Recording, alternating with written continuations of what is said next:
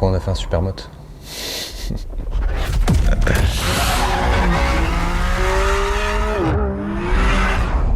Bah, en fait, la connerie de base, elle est partie de Khalid et Lulu, qui m'ont dit, qui m'ont saoulé clairement pour que j'achète un cross.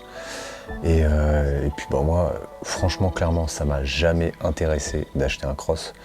Et pour le coup, je les voyais rouler et tout. Je me disais ouais, c'est vrai que ça serait sympa quand même. Et en fait, au détour d'une discussion, moi je balance ça comme ça. Je dis ouais, moi si j'achète un cross, clairement c'est pour faire un supermoto, c'est pas pour aller rouler dans les terrains et tout. C'est pas un truc qui m'attire des masses. Mais voilà, je balance ça comme ça. C'était dans une story en plus, je m'en rappelle. Mais je le balance comme ça en mode sans me dire que derrière en fait on va faire un supermoto et puis on va essayer de faire de la glisse avec. Et derrière je reçois plein de messages sur Insta qui me disent ouais Mika vas-y et tout, fais un supermoto, fais de la glisse, on veut voir. Et puis en fait le délire il est parti de là. Et je me suis mis à chercher un cross. Alors c'est marrant parce qu'au début je cherchais, je trouvais rien qui me plaisait. Jusqu'au jour où j'ai un pote à moi qui m'appelle et qui me dit ouais Mika, j'ai un KXF 2014. Si ça te chauffe, tu viens le chercher et puis c'est parti quoi. Donc de là, je vais chercher le KXF 450 et puis putain j'arrive. Merci Titi d'ailleurs hein, parce que et là j'arrive, je vois le KXF, il est neuf, il est vraiment neuf. Les propriétaires précédents ils en avaient pris ultra soin. D'ailleurs on le voit bien un point de bécane de 2014. Franchement c'était ultra cool.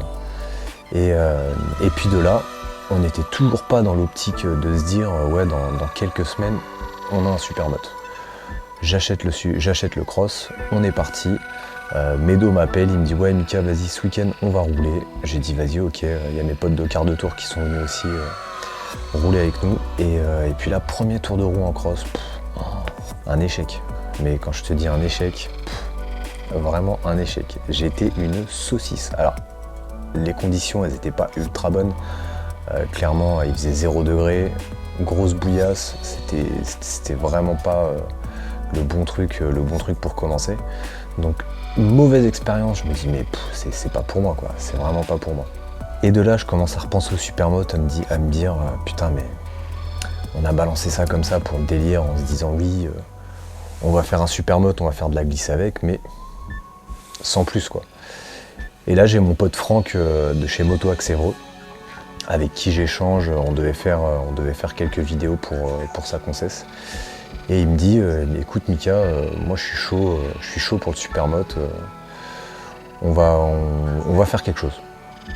Et là je me dis putain ça y est, c'est le début du projet quoi.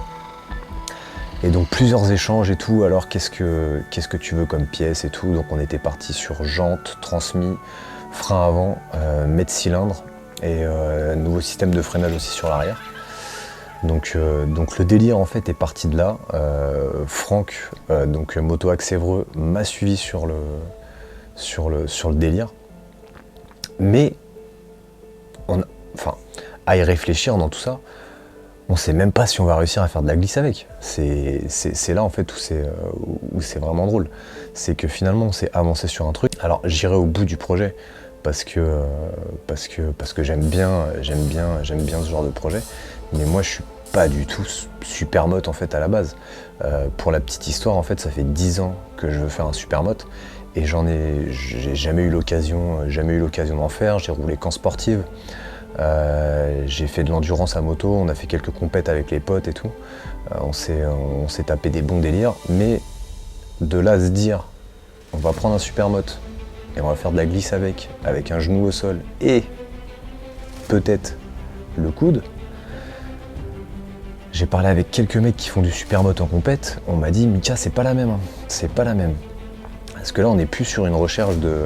Clairement, quand on fait de la glisse en supermoto pour aller mettre un genou au sol, c'est pas pour rechercher de la vitesse, c'est vraiment juste pour de l'esthétisme et c'est juste une performance entre guillemets. C'est un peu comme Ken Block quand il fait ses drifts. Voilà, c'est pas là où il gagne du temps, c'est des pilotes de précision, on appelle ça. Je suis pas un pilote de précision, je te le dis direct. Mais voilà, le délire est là. On a fait un supermoto pour faire de la glisse avec un genou au sol. En gros, le deal, il est là. Je sais pas si on va réussir, mais on va essayer.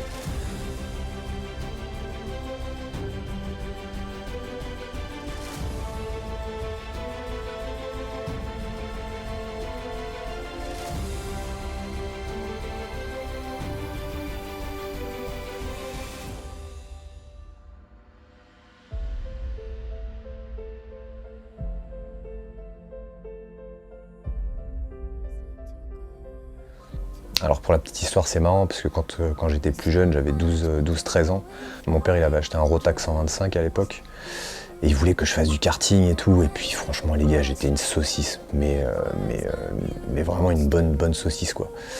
Et ça m'a jamais... putain, je sais pas, j'étais sur 4 roues, il y avait un truc qui allait pas quoi.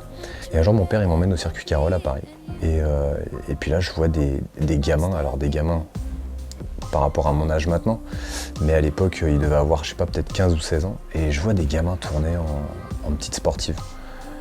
Puis je sais pas, c'est là où j'ai eu le déclic un peu moto et je me suis dit merde, putain, mais enfin, moi j'ai envie de ça quoi. Et c'est vrai qu'étant plus jeune, les parents et les deux roues, c'est un petit peu compliqué. C'est un petit peu compliqué, ce que je peux comprendre. Et mais mon père, il m'a quand même fait ce petit cadeau. En 2006, il me fait passer mon permis 125 et il m'achète un Yamaha R125. Donc c'était ma première vraie moto. Et là, le kiff. Là, c'était vraiment, j'étais sur une mini sportive, un 125, alors ça marchait que dalle, hein. Mais vraiment le kiff, il y avait cet esprit motard quand on croisait les autres motos et tout. C'était vraiment, voilà, la voiture, c'est un utilitaire à 4 roues, même si on peut trouver une forme de passion dans les voitures sportives et tout. La moto, c'est un utilitaire, mais c'est un utilitaire plaisir. On va s'en servir d'aller d'un point A à un point B, mais on va kiffer en fait. Il y a cette forme de liberté qui est juste énorme finalement quand on est en moto. Et puis moi, c'est ça vraiment qui me fait vraiment kiffer. Et donc j'ai cette R125. À mes 18 ans, je passe le gros cube. Donc à l'époque, il n'y avait pas toutes ces formules de permis A, A1, A2, A3, A4, je sais même plus ce que c'est leur système de permis maintenant. Mais bref, à 18 ans, je passe mon permis gros cube, donc ça c'était en 2009. Et ma première bécane que j'achète un Hornet 600 de 2001. Ouais, quand tu passes d'un R125 à un 600 Hornet de 2001, donc modèle à carbu, franchement c'était le jour et la nuit. C'était une moto qui se tordait dans tous les sens. Je l'avais mis à Carole, je m'en rappelle, dans chaque virage on sentait le châssis qui se tordait et tout. C'était pas ultra safe comme bécane, mais c'était vraiment cool comme première bécane. Juste après le Hornet, je suis passé sur un GSR 750, bonne bécane aussi, bonne bécane. Et surtout que c'était ma première bécane que j'achetais neuve. J'étais comme un fou quand je suis allé la chercher à la concession, j'étais comme un gosse. J'avais 20 ans à l'époque. J'étais comme un ouf. Et là, 21 ans. Et moi j'ai toujours rêvé d'avoir une Hayabusa. C'était mon... On nous emmenait la chose dans les pubs en fait et dans les vidéos qu'on voyait sur la télé, parce qu'à l'époque YouTube c'était pas aussi démocratisé que maintenant. Et on nous vendait le truc comme la moto la plus rapide du monde et tout. C'était une moto, ça prenait 300 d'origine, c'était juste énorme en fait pour l'époque. Par contre voilà, c'était un vaisseau amiral quoi. Et je trouve une Hayabusa sur le Bon Coin dans le nord de la France. Et puis je suis parti la chercher, et puis c'est là où j'ai eu ma première pseudo sportive GT. Et d'ailleurs, petite anecdote en plus, tu vas rire, mais je suis parti à Carole avec mon ZX6R de piste, mon premier que j'ai acheté quasiment en même temps que la Hayabusa. Et le ZX6R est tombé en panne. Et j'avais emmené la Hayabusa au cas où, et on a mis la Hayabusa sur Carole. Alors là, ça a été un grand moment de solitude. La Hayabusa sur piste, au bout de 2 tours, les freins ils étaient bleus, les pneus, j'avais des PR3 à l'époque, donc des pneus faits pour aller sur la route. Quand il pleut à moitié avec des lamelles en travers, le pneu, je l'ai détruit sur place. Mais c'était vraiment une bonne expérience. Et de là, après, je suis parti sur plein d'autres motos. Il y a eu un Aprilia Tuono 1000R, un GSX-R aussi à l'époque. Il y a eu un Triumph Tiger, avec lequel on a fait beaucoup de road trip avec mes potes. Et puis il y a eu mon Éléonore, entre guillemets, ma MV Agusta F4 RR. Alors celle-là, ça a été une moto dont j'ai rêvé, MV Agusta. On est sur le haut du panier au niveau de ce que peut faire l'industrie de moto. Clairement, pour moi, voilà, les motos les mieux finies, je dis pas forcément que c'est les meilleures motos, mais les motos les mieux finies avec les matériaux les plus nobles restent les motos italiennes, donc MV Agusta et Ducati. Et là, pour le coup, donc j'achète cette moto. J'ai eu un très très bon tarif dessus. Le mec, je pense qu'il savait pas trop ce qu'il vendait. Et c'est avec cette moto-là qu'on a fait de la compète.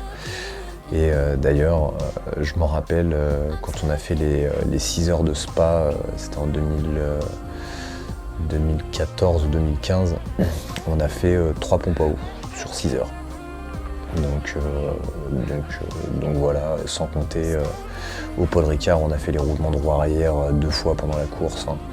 Des trucs, enfin bref, à chaque fois qu'on la sortait, on avait un problème.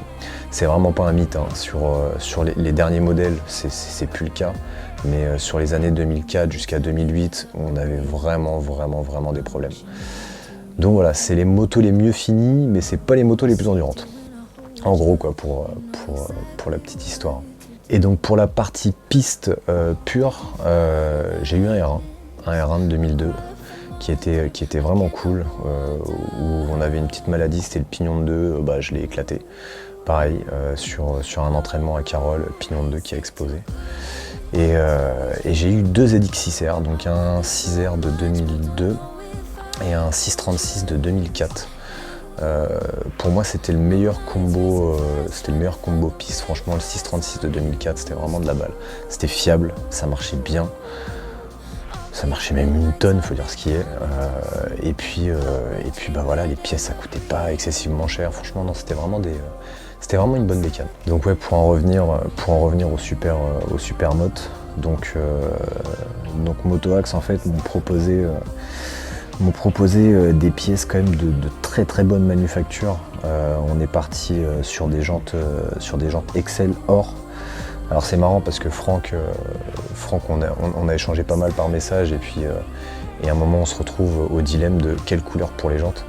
Et là on se retrouve avec donc noir avec moyeu vert, noir avec moyeu bleu, et puis là je tombe sur la jante or. Et je dis qu'est-ce que t'en penses Franck et tout, est-ce qu'on part dans de l'extravagance? Et puis là je vois des smileys qui rigolent et tout, je dis bon ok allez on est parti sur les jantes or, on va se taper un kiff et puis voilà. Donc après on est parti sur un freinage Béringer, quand même c'est une œuvre d'art clairement, donc c'est un étrier 6 pistons avec disque plein, ça mord très très très fort. Franchement j'ai été impressionné parce qu'on a fait déjà une petite session au circuit Carole hier. D'ailleurs le petit levier il s'en souvient encore parce que malheureusement je me suis cassé la gueule et j'étais peut-être un peu trop chaud et un petit peu trop optimiste aussi surtout parce que je suis arrivé, j'ai fait mes 3-4 tours de chauffe et sur le 4e tour je commençais à envoyer quelques dérives. Franchement ça se passait pas trop mal. Et bout de ligne droite, je me suis dit, bon bah vas-y, on envoie une grosse dérive, on verra bien, au pire si ça passe pas, je glisse et puis je finis dans le bac. Et donc j'étais en 5e, j'ai fait 5-3 et je bloque l'arrière, ça part en dérive et ça partait tellement bien en dérive que le genou a commencé à lécher un peu le sol et puis d'un coup en fait j'ai perdu l'avant. Et quand j'ai perdu l'avant, c'était la fin quoi. Et c'est pour ça que le petit levier, c'est le seul truc que je voulais pas casser. Et je l'ai cassé. C'est comme ça. La première fois qu'on l'a roulé, fallait que j'essaye de poser le genou. C'était un petit peu parce que c'est vrai que comparé à une sportive, c'est quand même assez différent. On est vachement plus haut perché. Faut prendre un peu plus d'angle pour aller mettre le genou au sol. Donc c'est vrai que c'est un peu différent, mais vraiment c'est très très très très bon délire. Très bon délire. Donc l'intérêt de la chaîne c'est quoi? Ça c'est une bonne question ça. En gros, sur cette chaîne, ce qu'on va faire, c'est qu'on va faire des tests moto déjà. Motoax aussi qui me suit un peu sur le projet, donc on va tester les dernières motos qui sont déjà sorties. Et je vais dire un peu les points forts et les points faibles de la moto. Je vais pas être là pour parler des aspects techniques, sur les options et tout, non, c'est pas trop mon truc. Je vais plus donner mon ressenti sur ce que je pense de la moto, ce qui est bien et ce qui est pas bien de mon point de vue. Je parle vraiment de mon point de vue. Je suis pas un très très grand motard. J'ai 12-13 ans d'expérience sur de la moto, c'est pas non plus énorme. Mais voilà, on me l'a beaucoup demandé et puis bah, c'est vraiment l'occasion de le faire avec Motoax qui me suit sur ce projet-là.